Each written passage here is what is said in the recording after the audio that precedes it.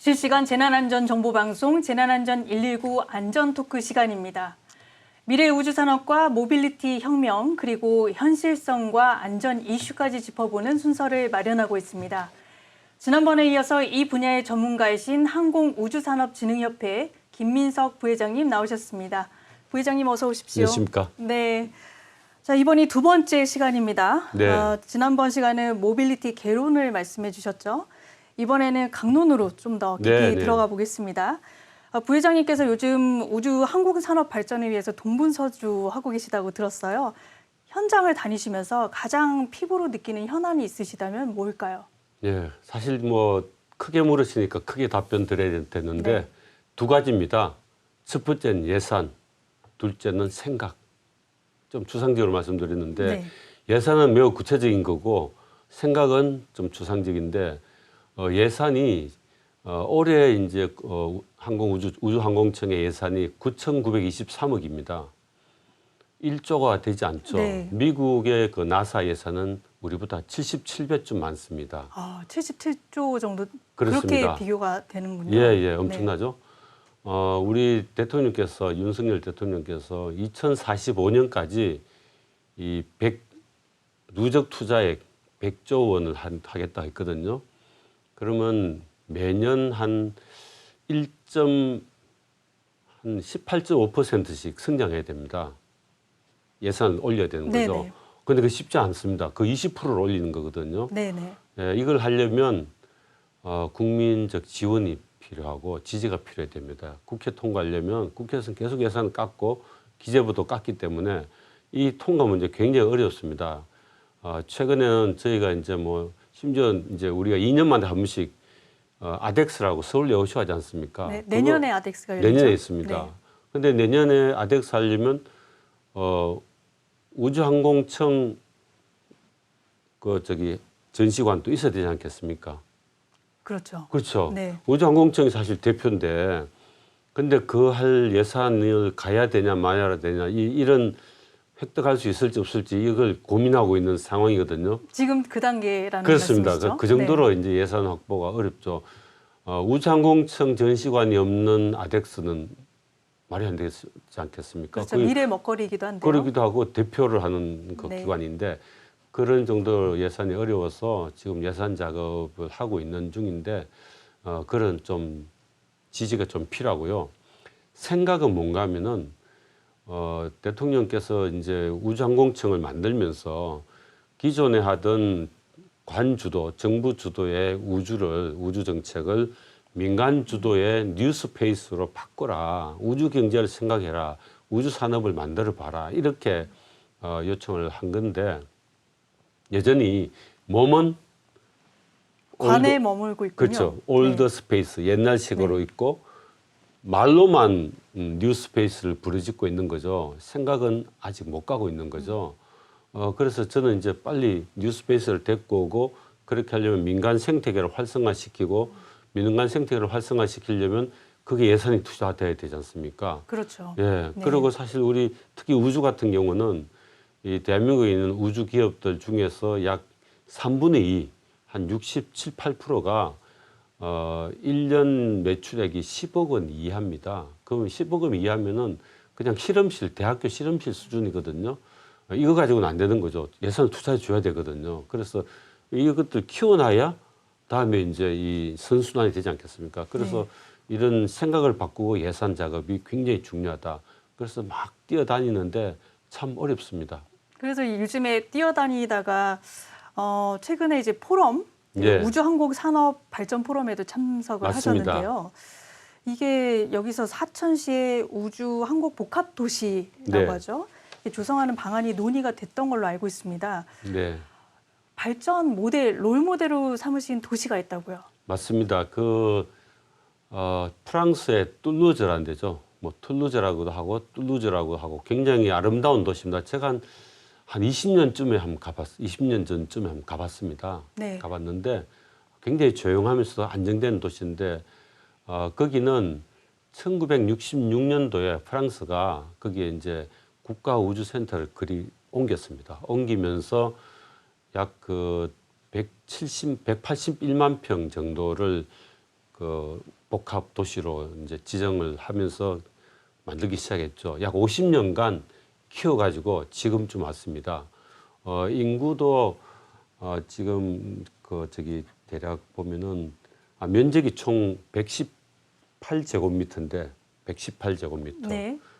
근데 우리 진주하고 사천이 40제곱킬로미터고요. 네. 거의 인근에 있는 진주가 70제곱킬로미터쯤 되거든요. 두 개 네. 합치면 툴루즈 크기쯤 됩니다. 아, 예. 이 툴루즈에 가면은 우선 우리가 잘 알고 있는 에어버스라고 한국 네. 우리 민항기 많이 타고 다니지 않습니까? 네. 에어버스 본사가 거기 있습니다. 그리고 그 인근에 아스트리움이라고 해서 그 우주 관련 뭐 발사체도 만들고 인공위성도 만들고 하는 곳이 있습니다. 제가 가봤는데 그 인공위성 만드는 게 보기에는 아주 뭐 좀 허접해 보이는데 그 값이 이 무게가 금값과 같습니다. 그 정도로 가치 있는 걸 네. 만들고 있는 곳이 툴루즈입니다. 네. 그러면 그 툴루즈와 진주 사천, 예. 예, 이 모델이 이제 비슷하게 가려면은 50년이 걸려야 된다는 말씀처럼 예. 들리는데 그렇게까지 기간이 소요되면 안 되지 않습니까? 안 되겠죠. 예, 예. 그 격차를 줄이려면은 어떤 방안이 있을까요? 예, 그래서 이거는 사실 정부 예산이 일차적으로 투자해야 됩니다. 그래서 정부 예산 투자하기 위해서 최근에 그 서천호 의원 등이 우주항공복합도시 지정 법안을 지난 6월 달에 발의를 해놨습니다. 여러 의원 합쳐서 했는데 이 법안이 통과돼야 됩니다. 그래야 예산이 잡히고 본격적으로 이제 투자 시작을 하거든요. 심지어는 이게 통과돼야 그 지금의 이제 사천에 있는 우주항공청사는 임시청사입니다. 이걸 이제 본청사를 만들어서 지어서 옮겨야 되죠. 이게 2025년에서 27년 정도 사이에 지어질 걸로 보이는데 아직도 청사 위치를 못 잡고 있습니다. 그것은 이제 법안 통과와 맞추겠죠. 사천시는 170만 평을 갖다가 이제 지정을 해놨습니다. 사천시청을 중심으로 해서 170만 평을 앞으로 우주 문화 복합 도시로 복합도시 클러스터가 되는 클러스터로 거죠? 만들려고 네. 하고 있고요. 그걸 중심으로 해서 이제 학교 기관, 병원, 문화 이제 그리고 컨벤션 뭐 이런 것들 다 가져오게 하고 일부는 연구기관도 와야 되겠죠. 그리고 환경 시험들이라든지 우주 환경을 구성을 해가지고 거기에서 이제 우주에서 할 수 있는 일들을 또 테스트하고 그 외에도 또 다른 것들을 할 수 있는 이런 것들 다 만들어야 됩니다. 그런데 사천을 혹시 가보셨는지 모르겠지만 환경이 굉장히 열악합니다. 우선 교통이 불편하더라고요. 교통이 안 됩니다. 네. 그래서 그 기차가 지금 진주까지만 오거든요. 그 사천까지 확장해야 되겠다. 고속도로도 또 연장해야 되겠다. 지금 현재 사천공항에 이제 하루에 2편밖에 비행기가 없는데요. 그걸 좀 더 늘려야 된다고 하는 거죠. 툴루즈 공항 같은 경우는 활주로가 2개입니다. 그래서 굉장히 그 유동성이 많죠. 툴루즈 공항이 어떤 점가 하면 옛날에 그 저기 야간 비행 아시죠? 네네. 예, 그 작가. 네. 그 야간 비행을 거기서 했습니다. 툴루즈 공항에서 해가지고 생텍쥐베리가 네. 출발해서 그 남미도 가고 뭐 아프리카 가고 동화의 거기가 또 배경이 바로 예, 툴루즈였군요. 그러면 모빌리티 미래의 혁명에 좀 더 구체적인 질문을 한번 들어가 볼게요. 무인 이동체 얘기를 지금부터 할 건데요. 자, 그 육해공 환경에서 자율주행과 원격 조종이 가능한 무인 이동체. 보통 드론을 가장 많이 알고 있거든요. 맞습니다. 그런데 공중에는 UAV라고 하고요. 육상은 UGV, 해양 USB. 저도 이거 많이 복잡합니다. 헷갈립니다. 복잡하고요. 자, 그러면은 공중, 육상, 해상 이렇게 나눠서 한번 여쭤볼게요. 우리 실상에 어떻게 이런 것들이 작용을 하는 건지 예. 우선 공중전부터 맞습니다. 말씀해 이게 주십시오. U하고 V는 같습니다. 그 중간만 다른데 A는 에어, G는 그라운드, S는 스페이스니까 해면 네. 이렇게 이제 나눠지는데 공중은 우리가 굉장히 잘 알죠. 최근에 이제 우크라이나 전장에서도 UAV가 굉장히 많이 쓰였지 않습니까? 드론과 함께. 근데 이제 그거는 전쟁에서의 것이고 지금 또 대한민국 UAV 많이 군에서 개발하고 있는데요. 그거 말고 이제 우리 그 민간은 어떻게 쓸 것인가? 우선 제일 쉬운 게 UAV를 가지고 이제 그 생태계 환경 감시 네. 그리고 관찰 이런 것들 할 수 있죠. 산불은 어떤가요? 산불 재난 관찰이 제일 좋죠. 사실은 이거 실제로 쓰고 있거든요. 네. 소방방재청에서 쓰고 있고 즉 그게 확인되면 즉각적으로 연락이 가서 거기 가서 대응할 수가 있는 거죠. 그리고 또 UAV에다가 요즘은 100kg 정도 이상 방제할 수 있는 약품을 실어서 뿌리기도 하고요. 또 심지어는 또 물도 이제 퍼가지고 헬기로 하던 걸 UAV로도 할 수 있는 그렇게 지금 바뀌고 있고요.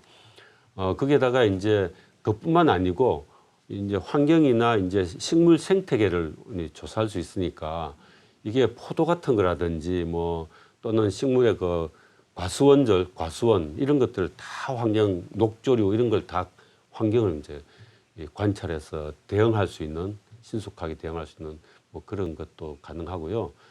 또 피자 나르는 것도 이제 요즘 계속 하고 있는데 UAV가 소형화되면 네. 이제 개인이 피자를 UAV로 배달받아서 먹는 하고 세상이 있습니다. 연습하고 있는데 네, 아직 그거는 상용화는 안 이제 됐고요. 상용 안 되는 이유는 네.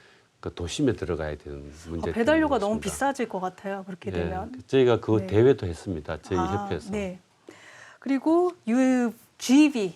예. 네, 육상. UGV는 이제 그라운드인데 그라운드에서 뭘 쓸까? 사실 제일 쉬운 거는 그 로봇 청소기입니다. 집집마다 요즘 거의 다 네. 있죠. 로봇 청소기가 대표적이고 그리고 요즘 식당에 가면 그 음식도 날라주고 쓴 그릇도 갖다 주고 뭐 또 심지어 주문도 받고 하죠. 그리고 또 최근에는 그 골프장에 가면 카트, 로봇 카트 나오죠. 요즘에 무인으로도 많이 무인으로 작동을 하고 있죠. 그런 게 있죠. 이제 하고 네. 있고 이 공장에서도 많이 씁니다. 공장에서 이제 사람 인건비가 비싸다 보니까 로봇이 이제 중간 생산품들을 옮기고 이동시키고 하는 것도 있고요. 심지어는 또 앞으로는 도심 내에서도 이 무인 자동차 자동차가 이제 완전 자율화되지 않습니까? 아마 지금 이 상암동에 일부 구간을 정해서 완전 자율형 그 자동차 지금 시험 구간이 운행하고 있습니다. 있습니다. 네. 예, 그것처럼 이제 택배 같은 것도 이제 자율로 되겠죠. 최근에 어떤 기업을 보니까요. 네. 그 커피 배달을 무인 이렇게 로봇을 통해서 네. 이제 그 직원들의 자리까지 예. 배달해주는 그런 서비스를 예. 운영을 하고 있더라고요. 충분히 가능하죠. 네, 이미 상용화되고 있는 네. 그런 단계고요. 자, 해상 쪽 한번 짚어볼까요? 예. 해상은 사실 이제 해면에 다니거나 아니면 수중을 다니는 거거든요. 그래서 해면에도 사실 보면은 요즘에 이제 뭐 해조류 같은 거 이런 것들 관찰도 하고 또 그 우리가 이제 여러 가지 그 양식도 하지 않습니까? 어패류 양식도 하는데 그런 것도 로봇을 보내가지고 확인도 하고 한다고 합니다. 그러기도 하고 심지어 해저도 확인하기 위해서 해저를 걸어 다니는 로봇을 만들어가지고 요즘 그 시범 상용하려고 하고 있다고 합니다. 사실 이 해상에서 쓰는 거는 가장 많이 쓰는 건 요즘 군대입니다. 잠수정 같은 거요? 예. 네. 이 최근에 그 중국군이 해군 함정들을 뭐 이 로고 뭔가 블록 찍듯이 막 찍어내다 보니까 미 해군에서 대응을 할 수가 없어서 미 해군이 이제 내년에 2025년이죠. 내년에 유령 함대라는 걸 만듭니다. 고스트 플릿. 사람이 타지 않는. 예. 네. 지휘함만 사람이 스텔스 구축함이고 나머지는 전부 다 로봇 함정입니다. 로봇 수상함, 로봇 잠수정 이런 건데 그 로봇 수상함과 잠수정을 대만 사태나 남중국해 문제가 생기면 거기에 먼저 투입해서 중국 해군에 대응토록 하고 그게 정리를 하면 미 해군 항모들이 들어가는 거죠. 이게 이제 지금 큰 화두고 우리 해군도 이미 무인 잠수정, 무인 함정들 많이 만들고 있습니다. 네. 한편으로는 이런 모빌리티 혁명이 우리 실생활을 많이 편리하게도 하지만 향후에는 이렇게 전쟁도 무인화되다 보면 이렇게 게임전처럼 되는 거 아닌가 이런 우려도 듭니다. 자, 이번에 무인 이동체 산업 엑스포에 소개된 장비 하나 여쭤보려고 하는데요. 성층권의 태양광 드론이 좀 눈에 띄더라고요. 만약에 이렇게 성층권에서 장기 채공을 하면서 해양, 지상, 기상 등 관측 임무를 수행할 수 있는데 이게 재난 안전에 어떻게 활용될 수 있을지 그것도 궁금하거든요. 이게 이제 그 고고도 성층권 드론이거든요. 이게 보통 성층권이라면 10km에서 50km 정도 굉장히 우리가 민항기가 지나가는 게 국제선이 한 10km쯤 됩니다. 근데 10km, 12km부터는 그 뭡니까 관제 대상이 아닙니다. 12km에서 50km 사이는. 그래서 이거 이제 그 승천권 드론은 12km 이상 50km 사이를 다니는 거죠. 관제할 필요가 없으니까. 민항기랑 부딪힐 이유가 없으니까요. 그래서 이걸 워낙 고고도에 있다 보니까 한번 올라가는데 시간도 많이 걸리고 해서 대신 한번 올라가면 한참 있다가 내려오는 겁니다. 한번 올라가면 한 달씩, 심지어 6개월씩 태양광을 활용해 가지고 하는 건데 우리 항공우주연구원이 2022년부터 25년 내년까지 374억 원을 투입해 가지고 18km 고도에서 한 30일간 정도 체류할 수 있는 걸 개발하고 있습니다. 그러니까 한 20km 가량, 18km, 20km 가량 올라가니까 굉장히 넓은 지역을 볼 수 있습니다. 예를 들면은 우리 그 휴전선 남쪽에 그 가장 높이 뜨는 게 우리 그 B2 저기 우리 뭡니까 고고도 정찰기 있지 않습니까? 네. 예. 고고도 정찰기가 그게 18km, 20km 좀 뜨거든요. 그 정도 뜨면은 평양까지 보입니다. 평양을 촬영할 수 있어요. 바꿔 말하면 이 한 20km쯤 뜨는 이 고고도 승천권 드론은 한 번에 한반도 동서해를 동시에 볼 수 있는 겁니다.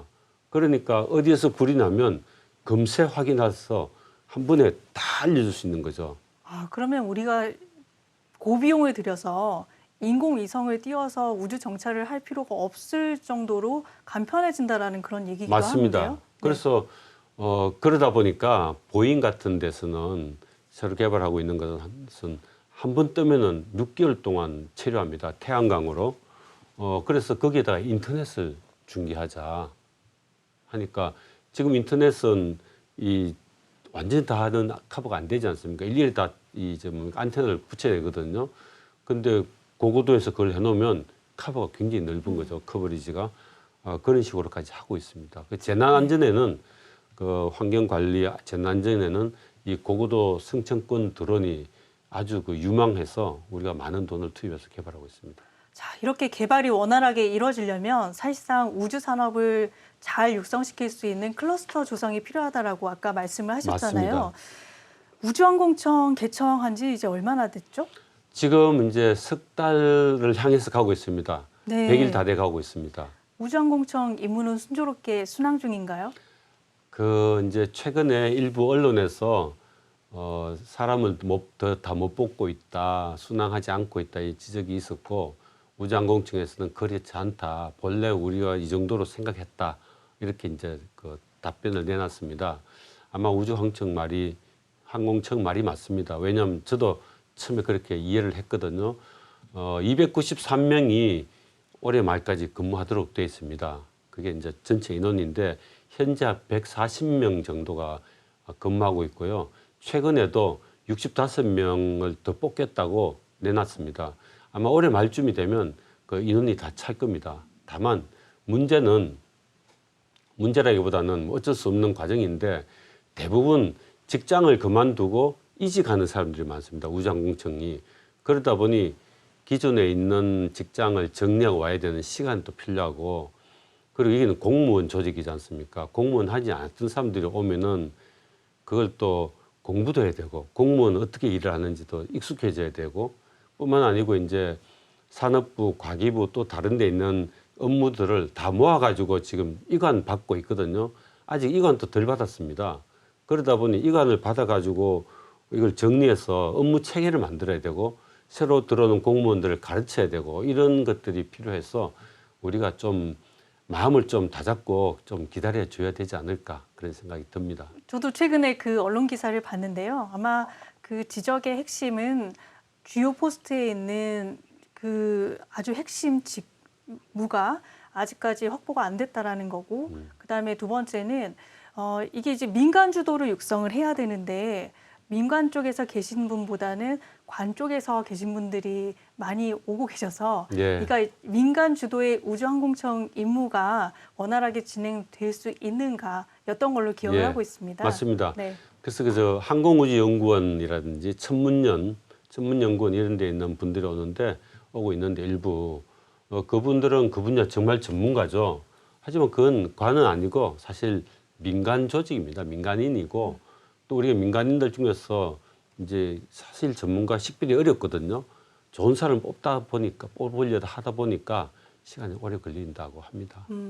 인재 확보를 위한 예산, 그러니까 네. 그 인재를 확보하기 위한 사실 그만큼의 페이를 지불해야 되잖아요. 맞습니다. 근데 그게 뭐 미국 같은 나라에 비할 수는 없지만 너무 터무니없이 부족하다라는 지적도 있었거든요. 어떻게 보세요? 우리가 지금 우주 항공 인력 자체가 가까운 일본에 비해서도 한 3분의 1 이하입니다. 프랑스에 비해서는 한 10분의 1 이하고요. 그래서 우리가 인력이 너무 적어서 지금 지금 대학교 졸업하는 학생들 또 졸업한 사람들 2030 세대에게는 사실은 이 우주항공이 새로운 분야거든요. 우리가 이제 이 제3의 혁명을 해야 되겠다. 반도체 혁명 다음에 이제 새로운 산업혁명으로 한국의 우주를 이야기하고 있고 윤 대통령께서도 그런 말씀하셨죠. 그런 걸 하려면 우리 지금 젊은 사람이 우리 희망이거든요. 이분들이 사실은 우주항공을 선택하면은 기회가 오고 거기서 선두주자가 되기 때문에 미래 희망이 있다고 생각이 듭니다. 그래서 이분들을 적극 홍보해서 이쪽에 그 인생을 한번 던져보도록 유도하는 것도 좋을 것 같습니다. 네, 앞서 부회장님이 말씀해 주셨지만 예산, 그다음에 생각 이 두 예. 가지가 현안이라고 하셨잖아요. 달 착륙선 개발이라든지 아르테미스 프로젝트라고 네. 하나요? 그러니까 달 거주지 건설 프로젝트라든지 앞으로 가야 할 길이 정말 멀어요. 네네. 정부 차원의 지원이 가장 필요한 부분이 있다면 어떤 부분일까요? 사실 지금 정부가 책정해 준 예산 가지고는 기존에 과기부에서 하던 것만 해도 R&D 과제만 해도 빡빡합니다. 더 쓸 돈이 없어요. 예를 들면은 뭐 차세대 발사체 누리호를 개량하는 거죠. 거기에 한 2조 원 들어가거든요. 2032년까지. 그리고 이제 한국형 GPS 하는데 4조 원 들어가요. 그런 거 저런 거 빼버리면 실제로 쓸 돈이 없습니다. 근데 우리 항공산업 같은 경우는 굉장히 한계에 봉착해 있는데 또 그 기업체들도 중소기업들이 많습니다. 카이나 몇 개 빼면 다 중소기업이어서 그런 회사를 도와주지 않으면 이 나중에는 카이가 흔들리는 한국산 우주항공 전체가 흔들리는 상황에서 이런데 투자를 해야 되는데 일견 보기에는 우습게 보이거든요. 당장 해도 뭐 아웃풋이 나오는 것 같지 않는데 하지만 매우 중요한데 그런 생각을 바꿔서 이런 데 투입해야 되고 아까 초반에 모두에 말씀드렸다시피 우주도 거의 한 3분의 2가 매출액 10억 원 미만 기업들입니다. 이런 기업들을 잘 개발해가지고 키워가지고 우리 능력을 발휘해서 이제 우주 산업을 우주 경제를 키워야 되는 것이죠. 이게 중요하고 그 다음에는 이제 우리가 너무 우주만 발사체, 위성 이런 것만 보는데 사실 우주 경제를 하면 아르테미스 계획에서처럼 문투말서 달과 화성 계획처럼 달에 기지 세우고 화성에 기지 세우고 이렇게 하지 않습니까? 하려면 사실 그런 기업들이 필요하거든요. 발사체 가지고 기지를 만들 수는 없는 거지 않습니까? 그래서 뭐 현대중공업, HD 현대라든지 아니면 하나오션 이런 중공업 회사들을 데리고 와서 거기서 건설하도록 하려면 그 회사들에게 계기를 줘야 되는 거죠, 정부가. 그리고 지금 뭐 보령제약에서는 우주 제약을 하려고 하고 있습니다. 열심히 그 대표가 뛰고 있는데 정부에서 뭔가 만들어줘야 되고 또 스마트팜 한국이 잘할 수 있는데 이런 것 등등을 좀 엮어서 계기를 만들어줘야 되는데 그런데 예산을 투입해야 돼서 하려면 생각을 바꿔야 된다는 거죠. 적극적으로 바꿔야 됩니다. 네. 근데 국민의 입장에서 보면은 달 이주 계획 같은 것들은 먼 미래의 이야기일 것 같고요. 네. 우리 한반도 상황을 보면은 사실 이제 한반도 상황이 매우 불안정하다 보니까 오히려 이제 이런 기술 등이 무기 체계, 네. 즉 우리나라를 지키는데 활용이 또 시급한 거 아니냐 이런 네. 생각도 드는데요. 한편으로는 이제 이런 기술이 접목될 때 안전 문제는 없는 것인지, 예를 들면 시스템 오작동일 때 민간인 피해 오폭이라든지 이런 우려가 있는 것도 사실이거든요. 맞습니다. 네. 그래서 사실 그 우리가 AI를 요즘 굉장히 많이 하는데 요 최근에 그 AI 규범들이 만들어지고 있죠. 오작동의 대부분은 기계적 문제와 AI 문제거든요. 물론 데이터베이스를 잘못 넣으면 문제가 생기지만 그것도 AI가 체킹할 수 있는데 뭐 그런 거 빼면은 기계 오작동 같은 경우는 우리가 이제 앞으로 나르는 자동차 AAM 같은 게 고장나서 이제 떨어지는 거죠. 그건 아마 국토부에서 잘 만들고 있는 것 같아요. 더 문제는 이제 AI입니다. AI가 특히 이제 사람을 공격하거나 이런 무기 체계와 관련해서는 이 세 가지가 있습니다. 일일이 그 실행을 할 때는 사람이 관여하는 게 있고 사람이 큰 범위에서 감독하도록 되어 있는 게 있고 세 번째는 AI가 판단, 결심, 실행하는 게 있습니다. 이 세 번째가 문제인데 유엔에서는 이걸 못하게 하고 있고 미국도 국방장관 지시로 못하게 하고 있고 우리도 같은 입장입니다. 문제는 이제 러시아와 중국입니다. 러시아는 로봇이 자기가 마음대로 판단해서 사람을 살상할 수 있도록 하는 터미네이터를 이미 개발하고 있어요. 그래서 그걸 전장에 우크라이나 전장 이런 데서 이제 시범으로 운영하면 이걸 어떻게 해야 될지 그런 게 이제 막막한 상황입니다. 우주 산업의 최일선에서 뛰고 계시는 부회장님께서 앞으로 모빌리티 혁명을 목도하게 될 시청자들에게 마지막으로 한 말씀 해주실까요? 네, 사실 지금 모빌리티 혁명입니다. 그 우선 우주로 따지면은 최근에 그 미국 스페이스 X가 성공한 스타쉽 그 보셨을 건데 그게 상용화되면 우선은 우주로 가기 이전에 지구에서 도시간 이동을 활용됩니다. 뉴욕에서 파리까지 가는데 30분이면 가고요. 그리고 가장 먼 데까지 가는데도 1시간 이내면 어디든 지구를 갈 수 있습니다. 이건 정말 혁명 아니겠습니까? 그리고 그걸 타고 달과 화성으로 바로 갈 수 있습니다. 그리고 이제 조만간에 앞으로 한 조금만 있으면 나르는 자동차를 타고 이 도시 저 도시를 다니는 게 보일 테고 한 15년, 20년쯤 있으면 개인도 나르는 자동차를 타고 2인승을 타고 집에서 사무실로 왔다 갔다 하는 날이 곧 보일 겁니다. 이제는 그 정말 자동차 모빌리티 혁명이고 우주 혁명, 우주 모빌리티 혁명, 공중 혁명, 지상도 이제 곧 완전 자율형 자동차 나오겠죠. 그러면 이제 인간은 이제 뭘 해야 될지 모르겠습니다. 그걸 잘 통제 관리를 해야 되겠죠. 네. 네, 다음번 시간에는 김인석 부회장님과 나르는 자동차의 세계에 대해서 좀 더 깊숙이 짚어보는 네. 시간을 마련하도록 하겠습니다. 오늘 말씀 여기까지 듣도록 하겠습니다. 네, 감사합니다. 나와주셔서 감사합니다. 네.